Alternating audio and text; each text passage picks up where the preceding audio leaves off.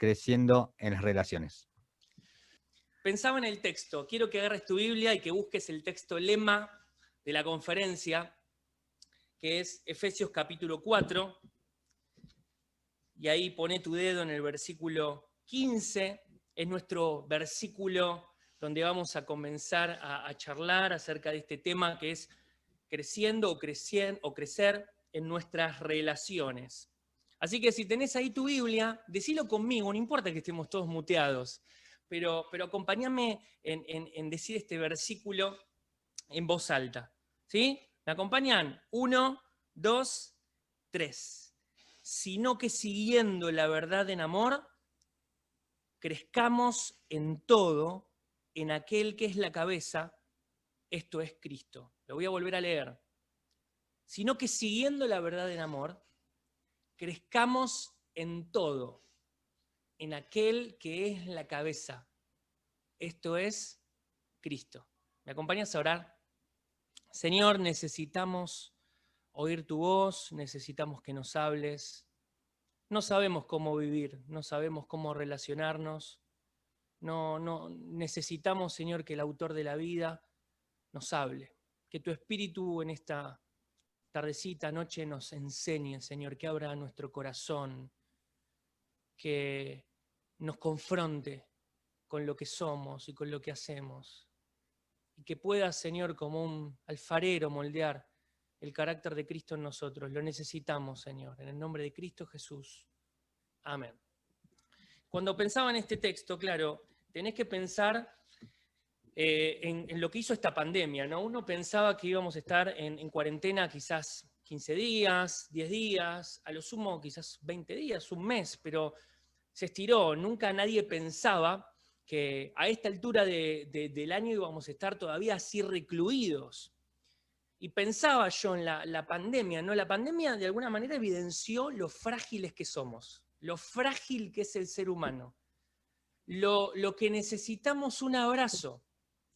Nosotros que somos bien argentinos, que somos ahí del contacto físico, de tomar mate juntos. No me digas que no extrañas eso, de juntarte con otra persona y decir, tomamos unos mates juntos, abrazar a alguien. Lo tan insignificante que para nosotros era tan normal, ahora es tan valioso, ¿no? Y sentimos que nos han robado, ¿no? Me han robado, como decía un cantante famoso, algo de mi vida, una parte de mi vida. Ahora, también esta pandemia, de alguna forma, va a externalizar todas nuestras deficiencias en nuestras relaciones. Va a poner en evidencia también nuestras propias miserias. Claro, nos obligaron a estar en casa, ¿no? Antes, los que teníamos un trabajo, teníamos que salir a trabajar, volvíamos, veníamos a casa y casa era como un refugio ante la tormenta que era el trabajo, los problemas del tráfico, la gente, ¿no? Y uno se venía a refugiar. Ahora parece que es, no sé, Kosovo el hogar, ¿no? Que se transformó, que algo pasó, que es como una especie de búnker de guerra. Y vos decís, pero estoy con mi esposa, estoy con mis hijos, algunos están con otros familiares. Decís, ¿qué pasó? Bueno, esta pandemia evidenció de alguna manera lo que estaba quizás tapado por el activismo, tapado por tantas actividades, tapado por el hecho de no compartir tanto tiempo juntos. De hecho, en China, en Gran Bretaña, hicieron un estudio, se duplicó el índice de divorcios. Hay un 50% más de divorcios en China y en Gran Bretaña. No sé si es el número que acá en Argentina, pero también muchas de las personas que quizás conocés, que tenés a tu alrededor, esta pandemia ha detonado una bomba en el hogar y muchos se han distanciado, muchos problemas familiares, muchos problemas también relacionados con el trabajo. Y esto evidentemente necesita ser tratado, no de una forma humana o tratar de buscarle la vuelta, sino de acuerdo a una óptica divina, sino de acuerdo a una óptica que tiene que ver con lo que la Biblia dice. Entonces esta noche deberíamos preguntarnos, bueno, ¿estoy siguiendo los problemas de relaciones que yo tengo con los demás, con mi familia, con mis hijos? Muchos se han enterado en esta pandemia de cómo son sus hijos. Claro, los chicos iban a la escuela y estaban algunas horas y volvían y te decían, no, no sabes lo que hizo tu hijo en la escuela. No, mi hijo, imposible. Ahora decís, tu hijo pensás que es un asesino serial, ¿no? Es un delincuente, y decís, yo creé un monstruo para la sociedad. ¿Te diste cuenta lo que hay en la familia? Justamente por estar todo el tiempo relacionándonos. Ahora, este es un llamado para crecer. Este es un llamado, como dice ahí en Efesios, para que podamos crecer. Ahora, cuando hay crecimiento, hay vida, hay dinámica. Cuando hay vida, hay crecimiento. Entonces deberíamos pensar, si no crecemos en el trato con los demás, si no crecemos al relacionarnos con nuestro cónyuge, si no crecemos en relación con nuestros hijos, con nuestros padres, con nuestros hermanos de la iglesia, con nuestros compañeros de trabajo, quiere decir que algo pasa. Yo te recomiendo que vuelvas a ver el mensaje de Henry cuando hablaba de conociendo a Dios, en esta búsqueda dinámica de seguir conociendo a Dios, porque de ahí parte todo. Juan capítulo 15 es muy claro, Jesucristo pone de una manera tan gráfica como si estuviera pintando la imagen de una vid y está diciendo, es tan imposible, tan ingenuo pensar que un pámpano, que una ramita dé fruto si está desconectado de la vid. Nadie en su sano juicio podría decir, no, este racimo va a prosperar si yo lo saco de la vid y lo dejo en un banco. Sabemos que en unos días se va a marchitar porque no tiene vida. ¿Por qué? Porque no está conectado a la fuente de la vida. Así que evidentemente tenemos problemas en nuestras relaciones personales porque tenemos problemas con Dios. Porque evidentemente no tenemos la conexión que deberíamos tener para que esa vida pueda fluir de una manera que afecte tus relaciones personales. Ahora, este pasaje, Efesios 4:15, está incluido en el libro de Efesios por una razón. Yo quiero que pienses en cómo está construida esta carta de Efesios. Quiero hacerlo súper práctico y rápido.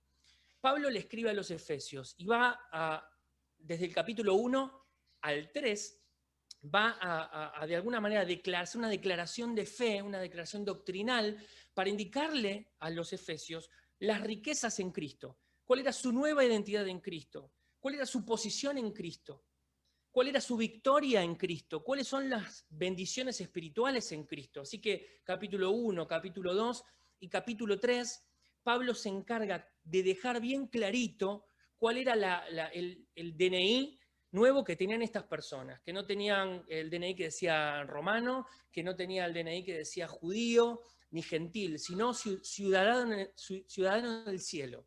Ahora, justo me está llamando por teléfono no sé quién, vamos a... Ahí está. Muy bien.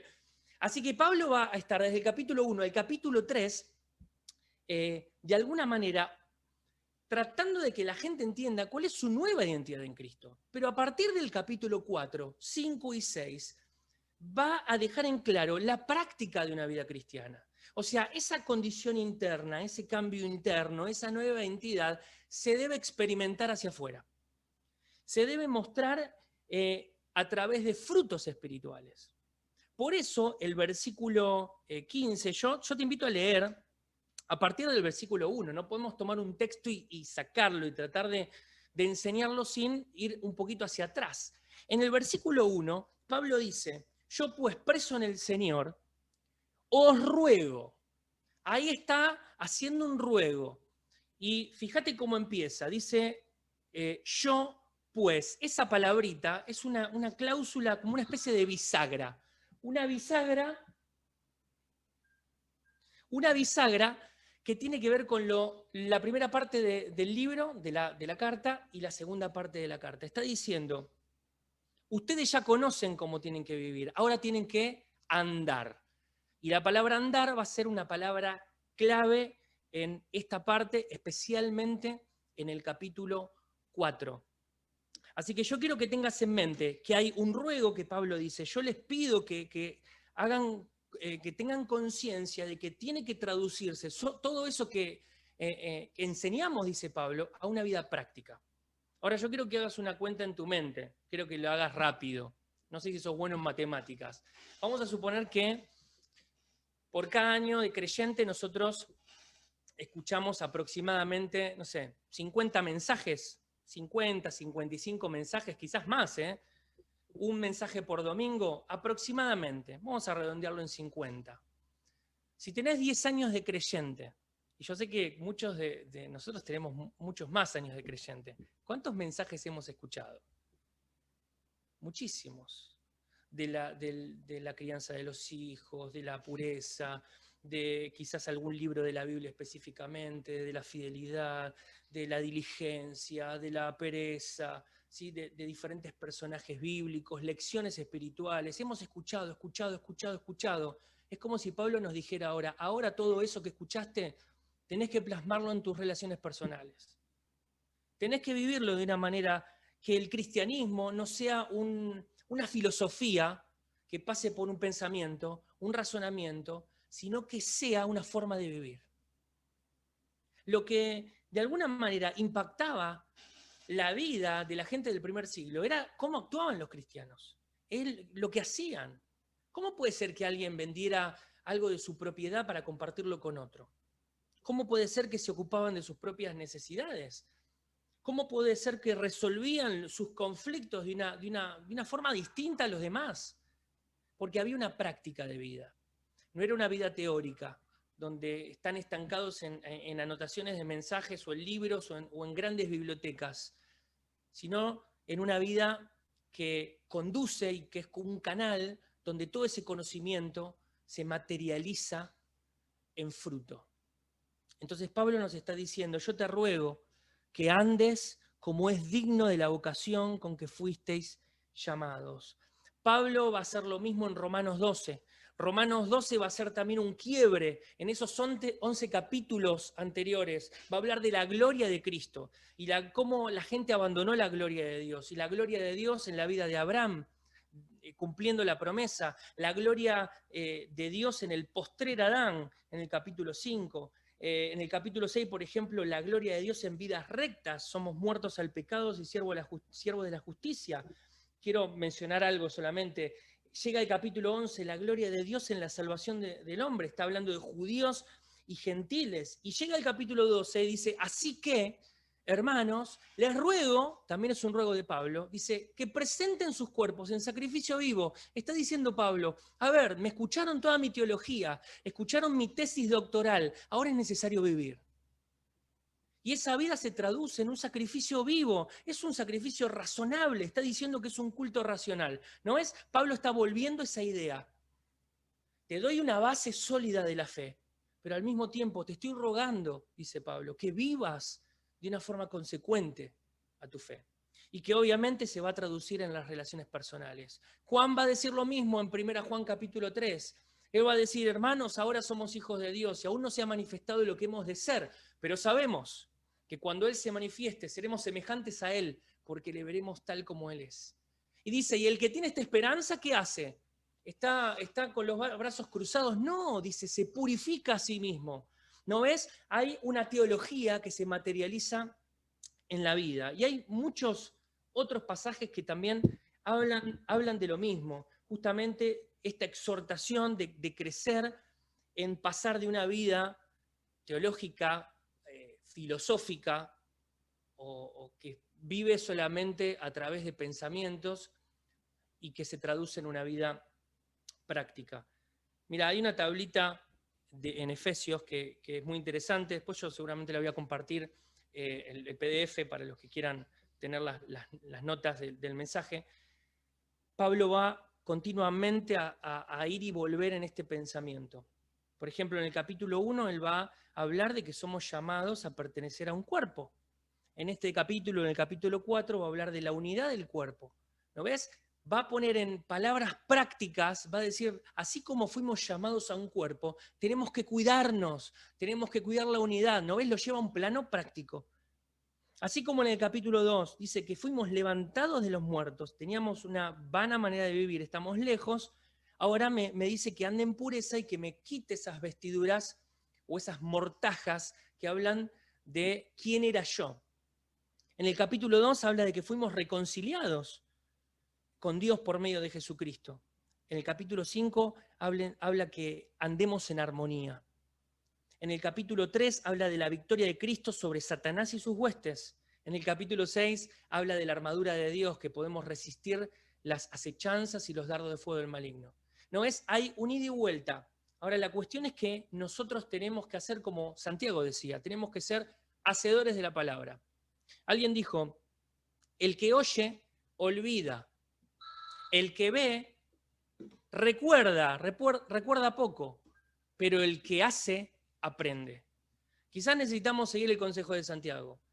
Tenemos que ser hacedores de la palabra y no tan solamente oidores. Ahora, sigue Pablo diciendo, a ver, tienen que responder a este llamado, tienen que andar como es digno. ¿Cómo, Pablo? ¿Cómo andamos como es digno? ¿Cómo cumplimos este llamado? Ah, y va a decir algo muy interesante. Va a decir, alguien me está llamando, esperen que voy a desconectar el teléfono. Ahí está.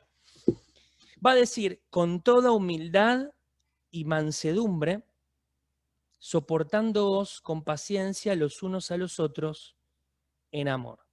Ahora, ya con este texto tenemos suficiente para hacer una introspección y darnos cuenta, mirarnos como en un espejo, lo mal que están nuestras relaciones. Primero va a hablar Pablo de la humildad. La humildad era un concepto que en el siglo I no era visto de la misma manera que lo vemos nosotros. Si bien en el Antiguo Testamento Dios menciona la humildad en los proverbios, por ejemplo, el Proverbios 11, versículo 2, haciendo este contraste, este antagonismo entre la soberbia y la humildad. Cuando viene la soberbia viene también la deshonra, más con los humildes está la sabiduría. Lucas 1:52 dice, quitó de los tronos a los poderosos y exaltó a los humildes. Isaías 2:11, la altivez de los ojos del hombre será abatida y la soberbia de los hombres será humillada y Jehová solo será exaltado aquel día. En el primer siglo, bajo el Imperio Romano, el concepto de humildad cambió. La humildad era tomada como un defecto del carácter, como algo desagradable. Si estudias historia en el siglo I, te vas a dar cuenta en el Imperio Romano que había diferentes estratos sociales. Entonces estaban los religiosos, estaban los procuradores romanos, gobernantes, personas que tenían mucho dinero, que de alguna manera tenían y gozaban de ciertos prestigios. Sus formas de vestirse hablaba de su estatus social y de su estatus elevado. Y de acuerdo a tu estatus era también los beneficios que podías tener acerca del imperio, los recursos, los derechos y obligaciones que tenían estaban dados de acuerdo a tu estatus social. Ahora, viene Jesús en el medio y rompe todo el esquema. Está diciendo, yo soy el Mesías de aquellos que no buscan un estatus. En realidad, vino a buscar a los de más abajo. Porque él compartía con los publicanos, con los pecadores, él comía con ellos. Así que el concepto de la humildad en el primer siglo fue implantado por el mismo Jesús. Nuevamente el Señor se encarga de que la humildad sea una virtud del carácter, que sea algo que se desprende del carácter de Cristo. Dice, aprendan de mí, que yo soy manso y humilde de corazón. Pablo va a tomar también esta expresión y se los va a comentar a los filipenses. Ahora, los filipenses eran una colonia romana. Los romanos tenían bien en claro este estatus y buscaban esos escalafones. Por eso había tantos problemas también con los discípulos, que se peleaban quién era el mayor. Señor, cuando vos no estés, danos el privilegio a Santiago y a Juan de estar uno a la derecha y otro a la izquierda. Dice, los gobernantes de este mundo se enseñorean unos de los otros, pero entre ustedes no va a ser así. Así que instaura un concepto de humildad que no es natural en nosotros y que eso se desprende del carácter de Dios. Por eso todo esto debe ser un resultado de nuestra realidad espiritual. Y Pablo se encarga en los primeros 3 capítulos de definirlo. Y así como un pámpano está conectado a una vid y tiene vida y no tiene otra cosa que hacer que dar fruto, un cristiano cerca de Cristo y conectado a Cristo no le queda otra que dar fruto. Y uno de los frutos, o parte de ese fruto, es justamente la humildad. La soberbia y la altivez ha sido algo que ha destruido, y más en este tiempo de cuarentena, los matrimonios y las familias. Cuando yo quiero que valoren lo que yo hago como si fuera lo más importante que se hace en la casa. No, si yo trabajo, ¿yo por qué voy a limpiar el piso? ¿Por qué voy a ayudarle con las tareas a mis hijos? Si yo soy el que trabajo, soy el que trae el sustento a mi casa. ¿No ves? No tenemos humildad. No tenemos el corazón de siervo que tenía Jesús. Juan 13 lo tenés que leer para que el Señor te derribe una y otra vez. Nadie había lavado los pies de nadie y estaban todos sentados con los pies sucios. Y la tarea del siervo más bajo era, el que estaba en la casa, tenía que lavar los pies a los huéspedes. Nadie lo había hecho. El Señor, el Maestro, a ver, yo quiero que entiendas, el Dios eterno, el que por Él fueron creadas todas las cosas, y todo el mundo y todas las cosas creadas por Él subsisten. El que estaba en el concilio en la eternidad y dijo, hagamos al hombre a nuestra imagen. El Todopoderoso, el Dios Altísimo, el que se le apareció a Moisés, el que quebró a los poderosos, al que derrumbó a todos los imperios, ese estaba arrodillado, lavando los pies a los discípulos. Y dice, si yo soy el Señor y el Maestro, y bien lo soy, yo les estoy dando un ejemplo para que ustedes hagan lo mismo. Ahora, el ejemplo del Señor debe quebrantarte a vos y a mí para que cambiemos nuestra mirada, que necesitamos humildad. Alguien dijo, es la persona que se coloca a sí misma en una actitud de no exigir los merecimientos que le corresponden o que renuncia a ellos por amor a otras personas. Esta persona ejecuta el acto de humillarse. Así que vas a ver a Pablo, vas a ver a Pedro, copiando este ejemplo, que era inusual de la humildad. Acordate, la humildad no era algo bueno, no era algo bien visto, era un defecto del carácter. Para la gente de esa generación, una persona humilde era alguien despreciable. El Señor dice, exalta, da gracia a los humildes. Así que necesitamos humildad en nuestras relaciones. Dice, mansedumbre. Y esto es un espíritu bajo control. Es alguien autocontrolado. No es una persona que dice, bueno, voy a contar hasta 1000 antes de matar a mi hijo, ¿no? Que salta por el sillón y va por todas partes y no para un segundo, ¿no? Que está alteradísimo, ¿no? Y vos no sabés qué hacer, ahí lo querés atar a una silla por, no sé, 2 meses más o menos, pero sabés que no podés. ¿Y cómo haces? Bueno, el autocontrol también es parte del fruto del Espíritu Santo. Proverbios 14:29 dice, el que tarda en airarse es grande en entendimiento, mas el que es impaciente de espíritu enaltece la necedad. Primera Pedro 3:4 habla de lo que debe adornar la vida espiritual de una persona, ¿no? El de corazón, es el incorruptible ornato de un espíritu afable y apacible, es la misma palabra, que es de grande estima delante de Dios, una persona autocontrolada. La mansedumbre, necesitamos la mansedumbre para restaurar a alguien que ha pecado, que ha cometido una equivocación, no solamente parte de nuestra familia, sino algún hermano en Cristo. Y mirá lo que hizo otra vez, volvió a hacer lo mismo. Necesitamos mansedumbre. Dice Gálatas 6:1, hermanos, si alguno fuere sorprendido en alguna falta, vosotros que sois espirituales, restáurenle con espíritu de mansedumbre, considerándote a ti mismo, no sea que tú también seas tentado. O también para corregir a alguien, para volverlo al camino, que con mansedumbre corrija a los que se oponen, por si quizás Dios le conceda que se arrepientan para conocer la verdad. Y dice, ¿cómo hacemos esto? Bueno, tienen que soportarse unos a otros. Ahí es la misma palabra que está en 1 Corintios 4:12, que es la que aparece en Mateo 17:17, cuando el Señor dice, ¿hasta cuándo he de soportar? ¿No? Está hablando de llevar una carga, y esto viene a través de una relación genuina con el Señor. Y también dice que tenemos que tener paciencia. Uf, Pablo, demasiado, me estás pidiendo mucho, ¿eh? Apenas no sé si llego con la primera. Pero Pablo dice, tienen que soportarse, tienen que tener paciencia los unos con los otros. Un escritor rumano,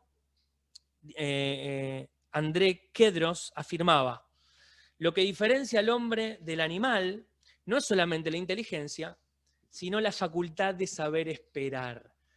Hoy tenemos una sociedad que no puede esperar, no podemos esperar. Tiene que ser ya. Pedimos comida y ya pasó 5 minutos y no vino el delivery y ya lo querés matar. Estamos en la vida del llame ya, ¿no? De que tiene que ser todo súper rápido, que tenés que resolver los problemas súper rápido, tenés que llamar a tu compañía de teléfono o telecomunicación porque para hacer un reclamo por tu conexión y te atiende una maquinita. Y la maquinita y te repite la musiquita, y vos soñás con esa musiquita, y soñás que estás agarrando el cuello a alguien, ¿no? Porque no te atienden y te hacen esperar, y quizás esperaste 1 hora, y por fin te pudiste comunicar y te cortaron, y te agarra y como en la locura, ¿no? Querés matar a alguien. Vivimos en una sociedad donde es todo rápido. De hecho, las aplicaciones de celulares y los juegos de los celulares están diseñados para jugar con tu paciencia. Los juegos que hoy se instalan en los celulares están diseñados para hacerte jugar un ratito cortito y que después tengas que esperar, pero te dan la solución. Dice, si vos no querés esperar, pagá. Entonces estás pagando tu impaciencia con dinero. Vivimos en una sociedad así. De hecho, los dibujitos animados, vos si tenés hijos chiquitos, te vas a dar cuenta que los dibujos animados no mantienen la imagen no más de 3, 4 segundos. Son imágenes tras imágenes, tras imágenes, tras imágenes. Por eso los chicos están tan alterados. Porque el chico se aburre viendo una imagen tanto tiempo. ¿Te acordás de Bugs Bunny, ¿no? El Correcaminos, otra generación de dibujitos, otra cosa? Los colores, las vocecitas tan chillonas, están diseñadas para generar este estado de impaciencia. ¿Sabés que hay un estudio que dice que las personas impacientes viven menos? Viven menos.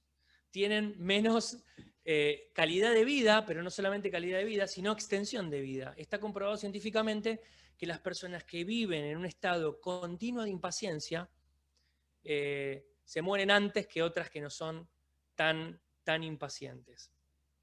Ahora, necesitamos crecer. Y pensaba en este texto cuando arrancábamos.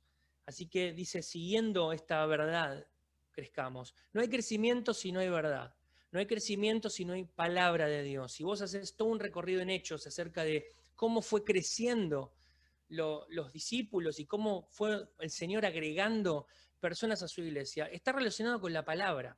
Pero no solamente la declaración verbal de la palabra, la predicación, sino también la forma de vivir, lo que la gente podía ver en otros. ¿Te acordás ahí el carcelero ahí en Filipos? Estaba Pablo y Silas en lo profundo de la celda. Y se genera todo un terremoto y las puertas de la celda se abren y va el carcelero ya a punto de matarse porque era algo imperdonable, que se te escapen los presos, y Pablo dice, estamos aquí. ¿Y te acordás lo que hizo ese hombre? Ese hombre no dijo nada, ese hombre se tiró a los pies de Pablo. Ahora, ¿qué es lo que revolucionó a este hombre, que lo hizo gritar, ¿qué debo hacer para ser salvo? Fue lo que estaba viendo. 2 personas que habían sido brutalmente golpeadas, que habían sido encarceladas, que habían sido maltratadas, no se habían escapado. Y este hombre hubiese pensado, ¿y estos 2 locos qué hacen acá? Yo me hubiese ido. Fue el evangelio vivido.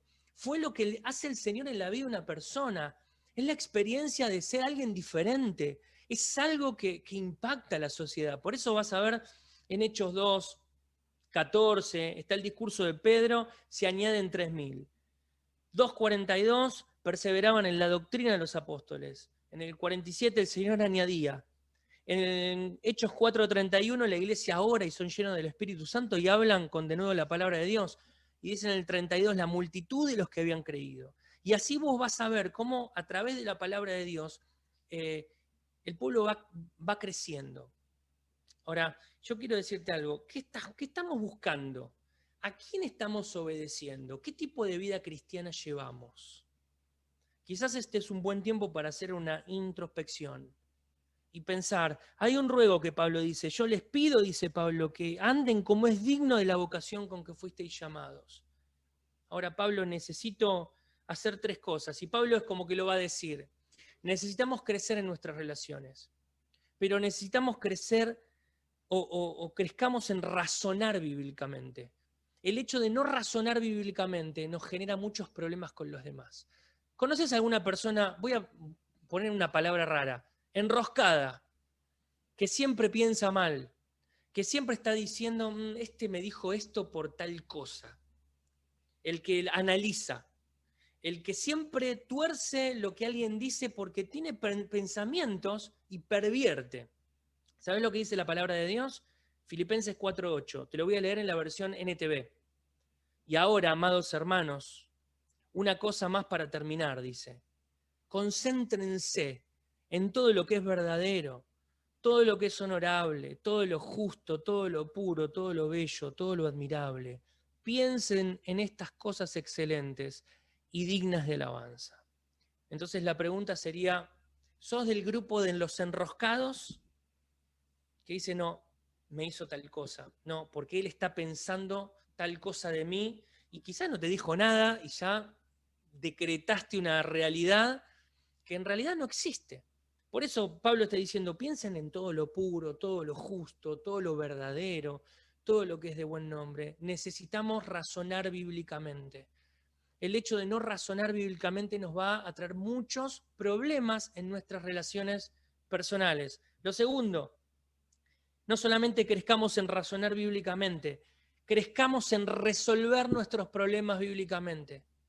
Sabés que hay una cuestión acá. A veces tratamos de resolver los problemas de acuerdo a nuestras propias intenciones. Y tengo un problema con un hermano de la iglesia, y en vez de hablarlo con ese hermano, se lo comento a otro. No sabes lo que me pasó con fulanito. Y no, fulanito me dijo tal cosa y me ofendió.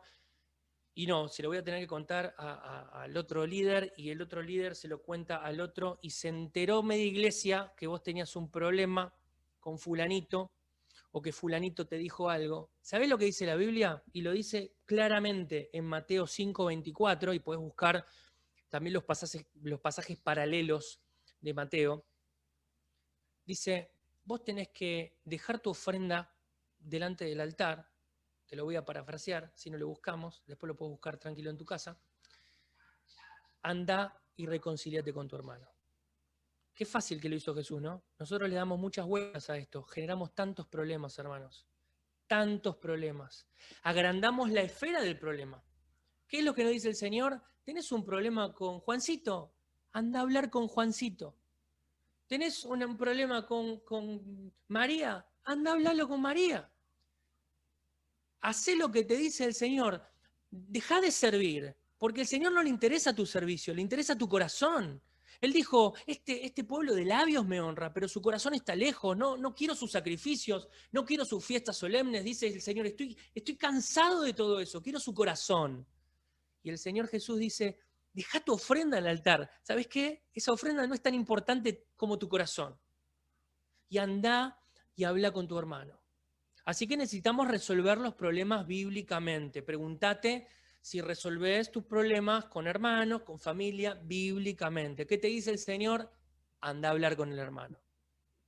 Anda a hablar con esta persona que te hizo mal. Anda a hablar, quizás la persona ni se dio cuenta y no te va a venir a pedir perdón porque ni se dio cuenta de lo que hizo. Pero vos estás mal. Tenés una llaga en el alma y no te deja estar tranquilo. Y no te deja dormir, y es algo, ¿no?, que te va corrompiendo como una raíz de amargura que se va generando. ¿Qué dice el Señor? Anda a hablar con ese hermano, anda a hablar con ese amigo, resuelve este problema. Y lo tercero, y voy a ir terminando, crezcamos en relacionarnos bíblicamente. Ahora yo quiero leer, mira, hay una frase que aparece en la Biblia unas 94 veces, un poquito más, es la palabra griega alelón, que para nosotros es traducida como unos a otros. Yo elegí 24, te las voy a mencionar nada más, uy, 24 no terminamos más, te prometo que lo voy a hacer muy rápido. Pero yo quiero que a medida que yo voy leyendo los versículos bíblicos, pienses en cuán ajustada está tu vida a todos estos conceptos. ¿Estás listo? ¿Estás listo para ser confrontado, confrontada con la palabra? ¿Estás listo para recibir algún cachetazo divino? Ahí empiezo. Juan 13, voy a mencionar solo el capítulo, después te voy a compartir la lista. Dice, si yo soy el maestro y el Señor, he lavado vuestros pies, ustedes también deben lavarse los pies los unos a los otros. Un mandamiento nuevo os doy, que se amen unos a otros. Hechos 21 dice, y abrazándonos los unos a los otros, subimos al barco. Romanos 12, ámense los unos a los otros con amor fraternal. Prefiéranse los unos a los otros. Romanos 14, así que ya no nos juzguemos más los unos a los otros. Romanos 15, por tanto, recíbanse los unos a los otros, como también Cristo nos recibió, para gloria de Dios. Romanos 15, 14, dice, pero estoy seguro de vosotros, hermanos, de que vosotros mismos estáis llenos de bondad, de tal manera que pueden amonestarse unos a otros. Romanos 16, salúdense unos a otros con un saludo, un beso santo. Gálatas 5, sírvanse por amor los unos a los otros. Efesios 4, con humildad y mansedumbre, el que leíamos recién, sopórtense con paciencia los unos a los otros en amor. Efesios 4:32, antes sed benignos unos con otros, misericordiosos, perdonándoos unos a otros, como Dios también os perdonó a vosotros en Cristo. Efesios 5:21, sométanse unos a otros en el temor de Dios. Colosenses 3:9, no se mientan los unos a los otros. Colosenses 3:13, sopórtense unos a otros y perdónense unos a otros si alguno tuviera queja contra otro. De la manera que Cristo os perdonó, háganlo así también ustedes. Colosenses 3:16, la palabra de Cristo mora en abundancia en vosotros, enseñándoos y exhortándoos unos a otros en toda sabiduría. Primera Tesalonicenses 4:18, por tanto, aliéntense los unos a los otros. Primera Tesalonicenses 5:11, por lo cual, anímense unos a otros y edifíquense unos a otros. Primera Tesalonicenses 5:15, sigan siempre antes lo bueno uno para con otros y para con todos. Hebreos 13, ya termino. Antes, exhórtense los unos a los otros cada día. Hebreos 10:24, considérense unos a otros para estimularnos al amor y a las buenas obras. Santiago 4:11, hermanos, no murmuréis los unos de los otros.